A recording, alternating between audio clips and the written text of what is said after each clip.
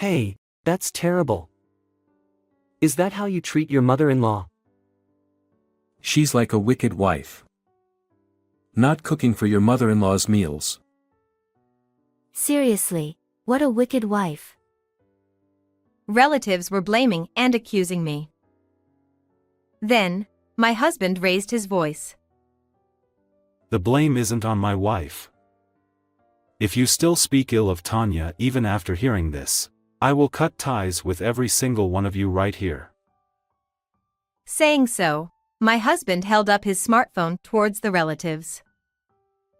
The relatives were left speechless by the abusive voice of my mother-in-law coming from the smartphone. Living together with my mother-in-law. That was the condition for marrying William, my husband. My name is Tanya. It's just my mother-in-law, my husband, and me living together in my in-laws' house. Initially, I wasn't completely without concerns about living together.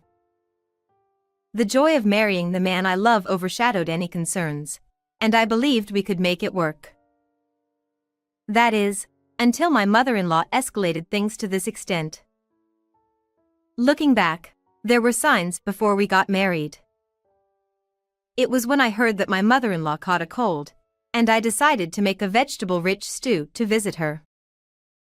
While my mother-in-law showed gratitude in front of William, as soon as he left the room, she said something else entirely. It's quite rich in flavor, isn't it? Then, I can't eat this at all. She put down her spoon. My seasoning was off. I should have thought of a different recipe for my unwell mother-in-law. At that moment, I reflected on my shortcomings. At the same time, I couldn't help but feel a bit uneasy being criticized for my cooking in his absence. The cold gaze my mother-in-law gave me with a sigh is something I can't forget even now. A few months later, we got married and started living together. Tanya, can't you even do this? You really are a naive young lady, aren't you? She makes sarcastic remarks on various occasions. Especially when my husband was away on business trips, her actions got worse. And so, my mother-in-law's presence became a source of distress for me. However, I didn't tell my husband about it in the beginning. He was already busy and I didn't want to burden him with unnecessary worries. Plus, since my mother-in-law acted nice in front of him, I thought he might not believe me even if I told him the truth. That's what I thought. Furthermore, I felt ashamed to let anyone know about the domestic concerns so early in our marriage. Therefore, I couldn't bring myself to confide in my friends or my own family. Could you wash all these dishes again? And don't forget to mop over there. Her orders increased day by day, and I began to be treated like a servant. When my husband went on long business trips, the atmosphere at home became like hell. I thought I was doing everything I could, but I was constantly criticized for not doing enough housework.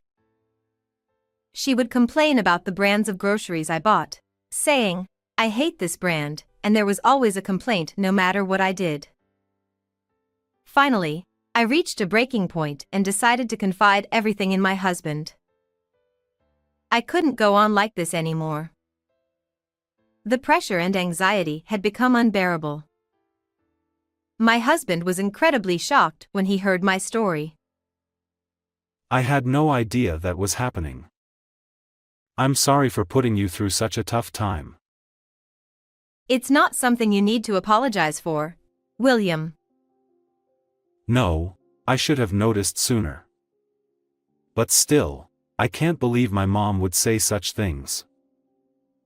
It seemed my husband hadn't realized how coldly my mother-in-law was treating me all this time. He was in disbelief, but he listened sympathetically without doubting my story. I felt reassured that my husband was on my side and that he truly loved me. I still think it was the right decision to trust him and open up about everything back then. The next day, my husband talked to my mother-in-law about everything. Thanks to that, she stopped making negative remarks. At least, that's what I thought for just one day. The following day, she said something like this. Why did you have to make William talk to me? That poor boy, being dragged into his wife's petty complaints. Petty complaints? Does she just see it as nothing more than a wife's whining? I've been trying to help you in various ways, so you should be grateful to me. My mother-in-law spoke as if everything she did was out of kindness. The mistreatment didn't stop there. In fact, it only seemed to worsen and accelerate further.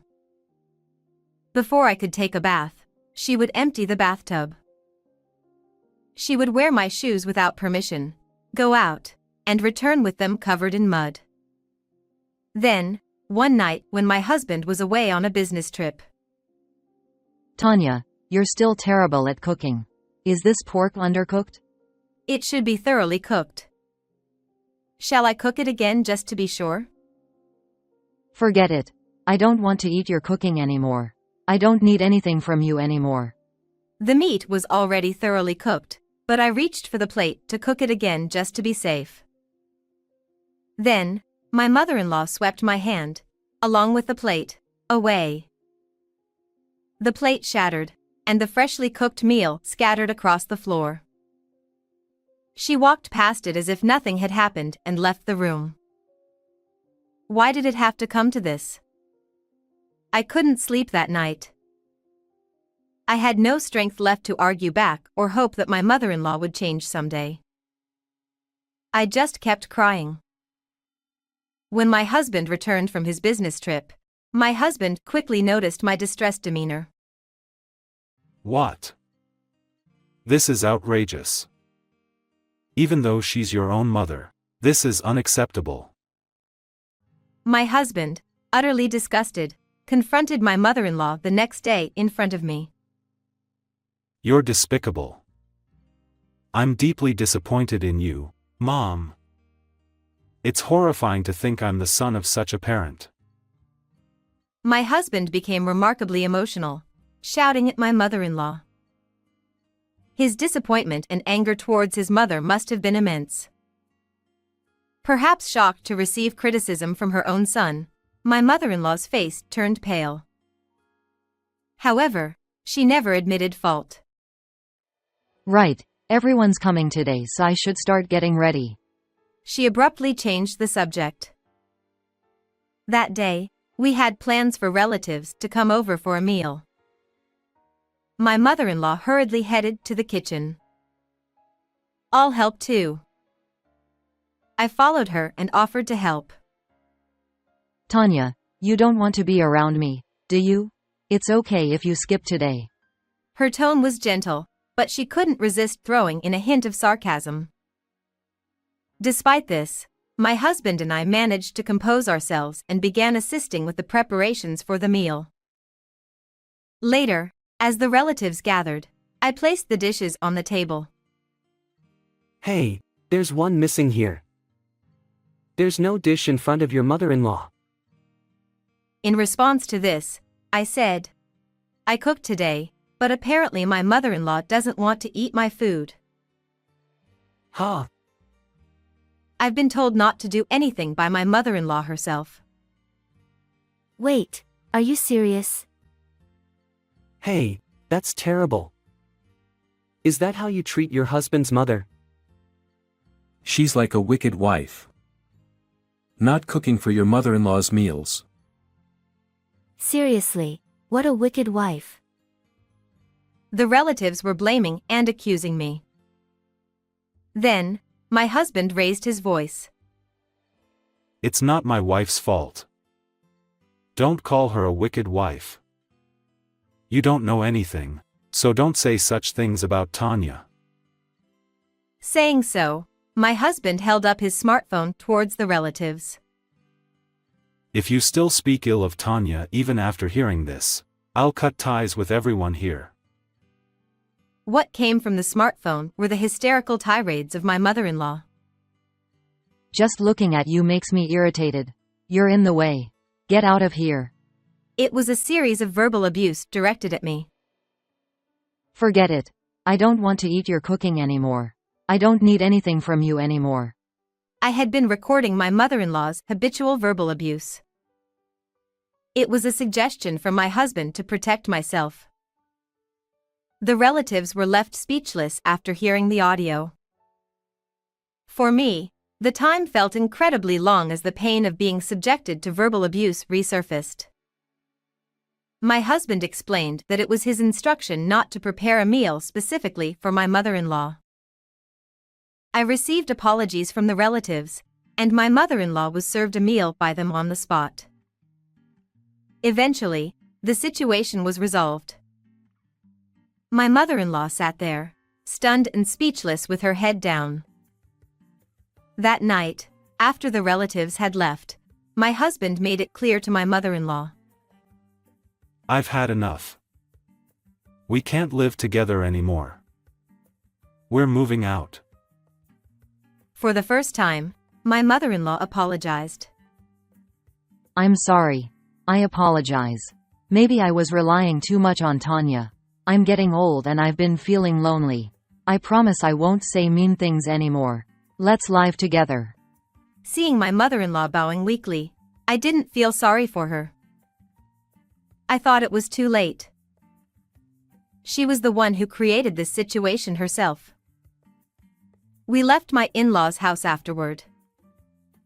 Now, we're living alone in our new place. It's the first time since our marriage that we've been able to enjoy peaceful days. My mother-in-law often sends WhatsApp messages to my husband, but he doesn't reply at all and seems to be keeping his distance from her. We have no intention of returning to my in-laws' house for a while.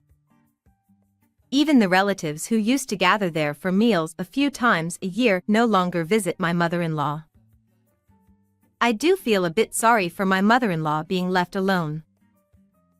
However, she brought this upon herself.